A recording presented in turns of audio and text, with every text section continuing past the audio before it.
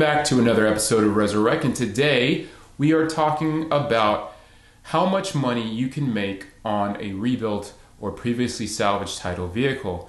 And we're going to do that by way of an example. And today's example is a 2013 Cadillac CTS-V that I purchased about a year and a half ago. And I sold it roughly 8-9 months ago as well. So this is a fairly recent example, and then we're going to kind of compare that to the last example of an E90 M3 and kind of see what the differences were. So let's get right on into it. But this 2013 Cadillac CTS-V was purchased in August of 2017, and it was purchased for a winning bid of $9,500, and the car had a retail value of $40,000 at the time. So relatively low purchase price to retail value. So it was purchased at Copart, and it was pretty heavily damaged. So I'm going to show you some photos here of the car, and as you can see, the car is in pretty rough shape. I saw this car before I actually bid on it, so I could tell exactly. In person you can tell a lot more than you can on the pictures, but the quarter panel was damaged. We had 2 doors that had to go for sure. We had a trunk that was done, a rear bumper that was not usable, front bumper that was not usable, and we had a broken rear windshield, as well as the sunroof was damaged. So somehow the hood survived this accident, and if looking at it, it looks like it rolled over somehow, and it ended up underneath some steel cables, because there was a lot of dents on the car, like a skipping dent that you might get if you saw a steel cable just sort of slap across the top of the car. So a lot of damage. But one of the really cool things about the car was that when I saw the car, I noticed that it had a strut tower up top that said FASTERPROMS.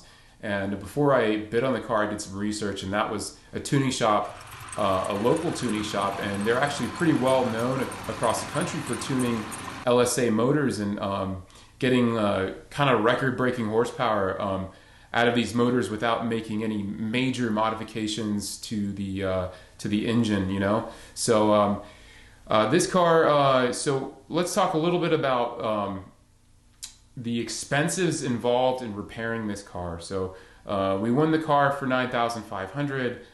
The actual price paid for the vehicle after fees and everything amounted to $10,403. So in this particular car, we ended up getting a donor vehicle like we did on the previous example with the E90 M3. So that, we'll talk a little bit about that later, but I did have some additional expenses. So most of the parts that I got for that car were free because I pulled them off the donor vehicle. But the additional expenses of parts that I didn't have and other supplies that I needed to repair this car amounted to $5,033. So what that meant was my total expense to have a nice running and driving, heavily modified CTS-V was $15,436. So if this car was a keeper for myself, this would have been a phenomenal deal, awesome deal for me to keep. And I was very tempted on keeping the car. However, I am typically more tempted by the profit I could make by selling the car. So I put it up for sale, and I listed this thing on eBay, and we'll talk a little bit about that. But let me just talk about the parts car that I bought. The parts car, I also was able to obtain that locally. That was that car, after everything was said and done as far as the fees and stuff, it cost $4,883 for that parts car. So the sale of the black CTS-V, I listed it on eBay as a starting price of $32,000. I typically list the cars for about 20% under the retail or book value, and some duration of time had gone by from when I actually purchased the vehicle. So at the time of sale, the retail value actually had gone down to about $38,000. So when I listed this vehicle on eBay, I had quite a bit of interest in this car. Fairly quickly, within a few weeks, I had 120 people watching this car. It was a 30-day listing, and a lot of questions. I mean, a lot more activity than pretty much any other car I put on eBay. And the reason why there was so much interest in this car is, come to find out, I was able to reach someone at FASTERPROMS, and very cool company. They shared a lot of information with me, which they didn't have to, because I wasn't their direct customer at the time. They didn't do the work for me.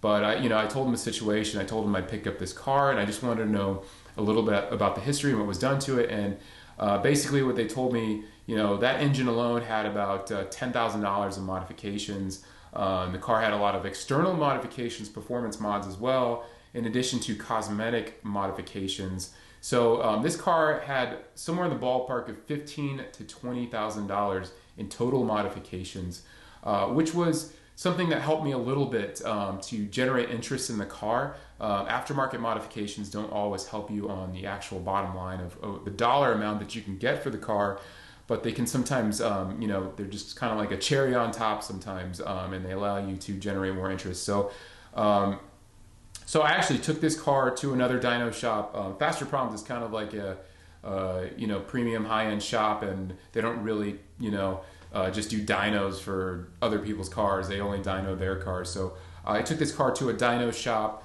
who could give me some hard numbers that I could tell potential buyers. And the thing came back, it was on a dyno jet, and I had this done at another local tuning shop, and they told me this thing came back at wheel horsepower at 742 horsepower, and the torque was 688. So this thing was these are some pretty decent numbers. I mean, a stock CTS-V is like 450 wheel horsepower. This is substantial gains over stock. So this thing had some serious things done to it. So I ended up selling this thing in 3 weeks. I was having some cash flow issues at the time. I just needed to pay off some things. So I went for the highest offer I could get in 3 weeks, and that was $25,500. So that amounted to a net profit on the rebuilt vehicle of $10,064. So now let's talk about the parts that were purchased, or the parts car that was purchased. And that car was purchased for a grand total of $4,883. Now, after I took all the parts that I needed and put them on the black 2013 CTS-V, and by the way, the parts car was a 2011 CTS-V, but the total parts that were sold off of that 2011 CTS-V amounted to $7,303. And then when we subtract the shipping and fees that I needed to sell, a lot of the parts I sold on eBay, that amounted to $1,460. So the profit from the actual parts car was only $960. That's the net profit. And then we take that net profit and we add it to the black 2013 CTS-V net profit. We add those two figures together and we get a grand total net profit for the entire project of $11,024. Okay, so let's kind of compare the sale of the 2013 Cadillac CTS-V, and let's compare that against the 2008 BMW M3 that we talked about in a previous video. So the winning bid for the M3 was $7,000. The winning bid for the 2013 CTS-V was $9,500. So paid a little bit extra for the CTS-V because it was a newer vehicle. It was worth a little bit more. Actually, it was worth quite a bit more, about $8,000 to $10,000 more on the retail figure. Then now let's talk about how much of the actual net profit we made from the M3. From the M3 amounted to $10,342, and for the CTS-V we made $10,064. So we made a little bit less money on the CTS-V, but very close in numbers. And then here's where we see some really big differences on our parts car. So the actual purchase price of the parts car on the M3 amounted to $5,800.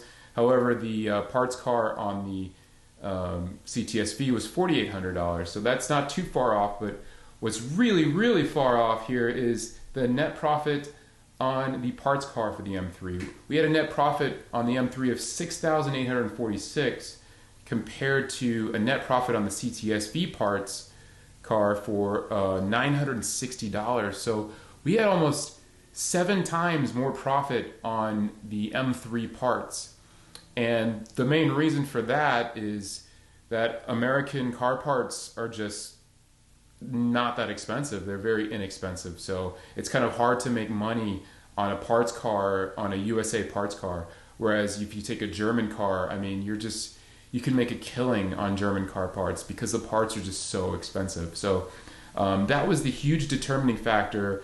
And really the M3 project was so much of a better project because we spent a lot less money, it was a lot less work, and we made a lot more money on that project. So, you know, maybe that might give you some information on, you know, future deals, but still the CTS-V project was a fun project, well worth it for sure. So now I just want to talk a little bit about some of the mistakes that I probably made on the CTS-V deal, maybe ways that I could have made a little bit more money. The first thing I'll say is that I could have bought the parts car, the 2011 CTS-V. I could have bought that car for $3,500 because there was a buy it now in that car, and I thought that I could save money by waiting for the auction. But no, I didn't. I ended up winning it for $4,200. So lesson learned here is if you see a buy it now at Copart or Insurance Auto Auctions and it's a pretty good deal, you should probably jump on it, you know, because there's no guarantee that it's going to go for less at the auction. The next thing that I learned from that deal was I needed a E85 sensor for the CTS-V that I was working on, the 2013. And I had the option of going OEM or aftermarket, and I really didn't save a whole lot by going aftermarket, but I went that route and it ended up being bad.